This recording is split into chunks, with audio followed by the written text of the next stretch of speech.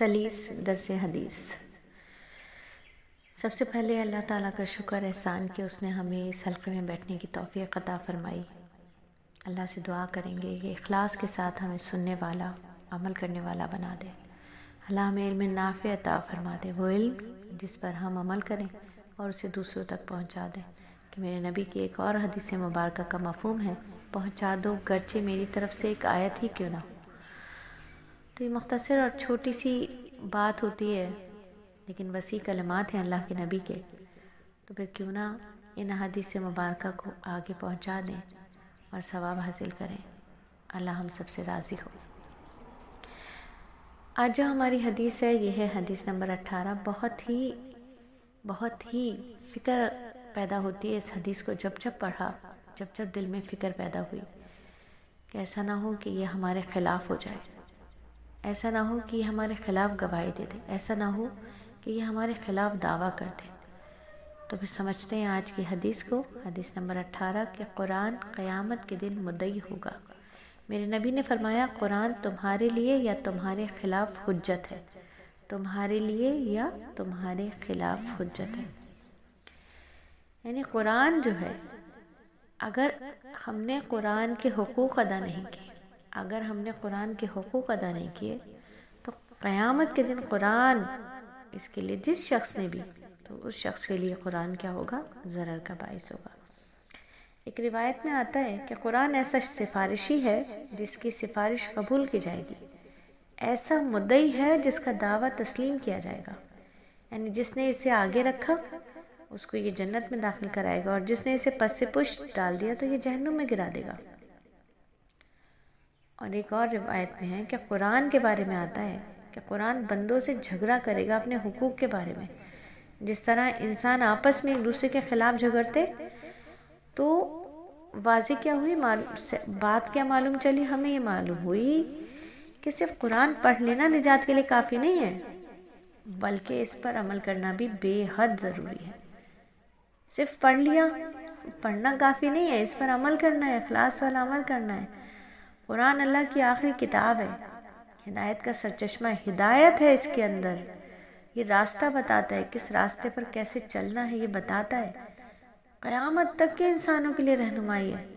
ये कोई दम दुरूद के लिए थोड़ी उतारी गई है, ये कोई हर वक्त ये थोड़ी कि हम तिलावत कर रहे हैं। तिलावत बिल्कुल एक तिलावत का अपना एक सवाब है, इसको देखना सवाब, इसको छूना सवाब, इसको पढ़ना सवाब, इसको सुनना सवाब। सोचिए ये अमल करना, इसके लिए इस पर अमल करना कितना बड़ा सवाब होगा, इसके मुताबिक अपनी ज़िंदगी को गुजारना कितना बड़ा सवाब होगा। इस्लाह नफ्स करना, अपनी नफ्स की इस्लाह करना, ज़िंदगी के हर शोबे में इससे रहनुमाई हासिल करना है। यहाँ तक कि बच्चा पैदा हुआ है तो भी ये रहनुमाई दे रहा है, मर गया, कोई इंसान मर रहा है तो भी ये रहनुमाई दे रहा है, मरने के बाद जो उसने लवायकीन छोड़े उनके बारे में भी ये उसूल ज़वाबित बता रहा है, बच्चे की पैदाइश के बाद के भी उसूल ज़वाबित बता रहा है, शादी करना है तब ये उसूल ज़वाबित बता रहा है, बच्चा पैदा हुआ उसकी तरबियत करना है तब ये उसूल ज़वाबित बता रहा है। तो हर शोबे का इल्म हमें दे रहा है। तो क़यामत के दिन यही कुरान इंसान के हक़ में या तो हक़ में दावा करेगा या इसके ख़िलाफ़ दावा कर देगा या उसके ख़िलाफ़ गवाही दे देगा।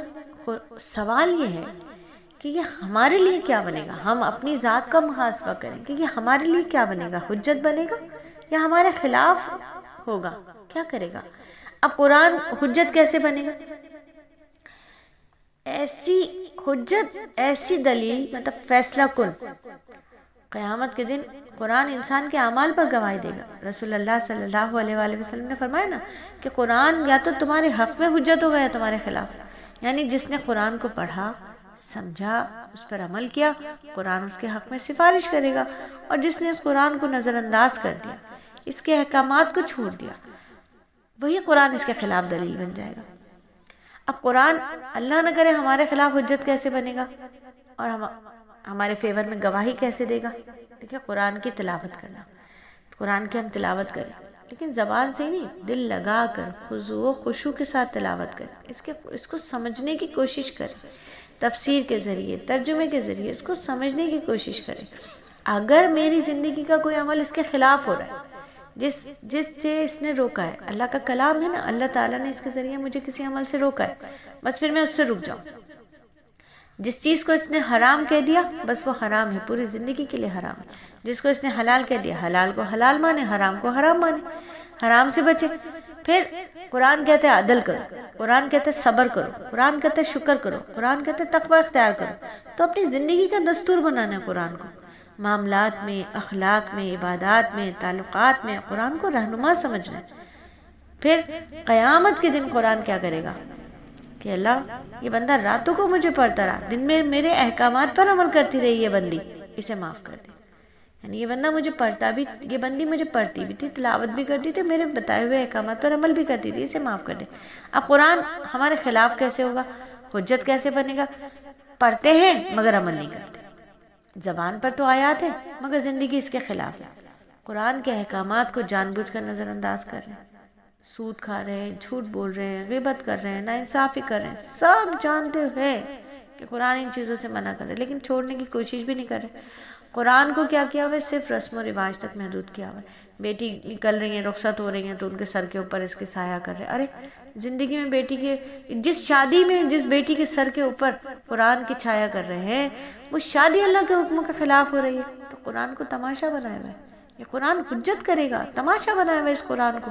پوری کی پوری شادی اللہ کے احکامات کے خلاف ہوئی، قرآن میں جو باتیں بتائی گئی ان کے خلاف ہوئی، اور آخر میں اس کے سر پر قرآن کا چھایا کر دیا کہ چلو بھائی قرآن کے سائے میں رخصت ہو رہی۔ پھر صرف اور صرف رمضان میں قرآن پڑھ رہے، پورے سال قرآن کو کھول کے نہیں دیکھے، پورے سال قرآن کو کھول کے نہیں دیکھے۔ پھر بہت سارے مرد تو وہ بھی نہیں پڑھ رہے، تراویح میں جا رہے، حافظ صاحب جو ہیں وہ اتنی سپیڈ سے پڑھ رہے کہ ایک لفظ سمجھ نہیں آ رہا، مذاق بنایا ہوا ہے، پیچھے جتنے بھی کھڑے میں انہیں ایک لفظ سمجھ نہیں آ رہا، اور وہ تراویح ہو گئی جی، اور سمجھنے کی کوشش بھی نہیں کی۔ قرآن کے مقابلے میں اپنی خواہشات کو ترجیح دیا ہوا ہے کہ جو ہمارا نفس کہے گا ہم تو اس کی مانیں گے، جو قرآن کہے گا اس کو نہیں مانیں گے۔ تو ایسے لوگوں کے بارے میں اللہ فرماتے ہیں کہ اور رسول اللہ کہیں گے اے میرے رب، میری قوم نے اس قرآن کو چھوڑ رکھا تھا۔ سورہ فرقان میں اللہ فرما رہے ہیں کہ رسول فرمائیں گے، رسول کہیں گے کہ اے میرے رب، میری قوم نے اس قرآن کو چھوڑ رکھا تھا۔ یہ سب سے سخت شکایت ہے جو خود نبی پاک صلی اللہ علیہ وآلہ وسلم کر دیں گے، جن کی سفارش کے لیے ہم تڑپتے نا کہ اللہ کے نبی ہماری سفارش کریں، وہ تو خود ہمارے خلاف گواہی دے دیں گے، ہمارے لیے کہہ دیں گے کہ اے اللہ تعالیٰ، جو قرآن میں نے ان کو دیا تھا، یہ تو انہوں نے تو اس قرآن کو چھوڑ دیا تھا۔ آج ہمارا حال بھی یہی ہے، آج ہمارا حال بھی یہی ہے۔ اب تو موبائل میں ایپ ڈاؤن لوڈ کر لیتے ہیں، قرآن ہے، قرآن اٹھانے کا ہمیں وقت نہیں ہے، مطلب سمجھنے کا وقت نہیں ہے، عمل کی فکر نہیں ہے، اور ہم چاہتے ہیں قرآن ہمیں بخشوا دے، مگر جب ہم قرآن کے حقوق کی ادا نہیں کریں گے تو یہی حال اگر ہمارا رہا تو یہی قرآن ہمارے خلاف دلیل نہ بن جائے۔ ہمیں دیکھنا ہے کم از کم روزانہ 5 سے 10 منٹ قرآن کو سمجھیں، کھولیں، پڑھیں، 5 آیات کا روزانہ ترجمہ پڑھیں، ایک آیت کو اپنی زندگی میں ضرور نافذ کریں، جو پڑھی ہے اس کے مطابق عمل کریں۔ تو دعا کریں گے کہ اللہ تعالیٰ قرآن کو ہمارے دل کا نور بنا دے، ہمارے بچوں کے دلوں میں بھی اس کا نور جگمگا دے، ہمارے ارد گرد کا ماحول بھی اس سے نورانی ہو جائے۔ اللہ تعالیٰ ہمیں قرآن کو صحیح طریقے سے پڑھنے، سمجھنے، اس پر عمل کرنے کی توفیق عطا فرما دے۔ آمین ثم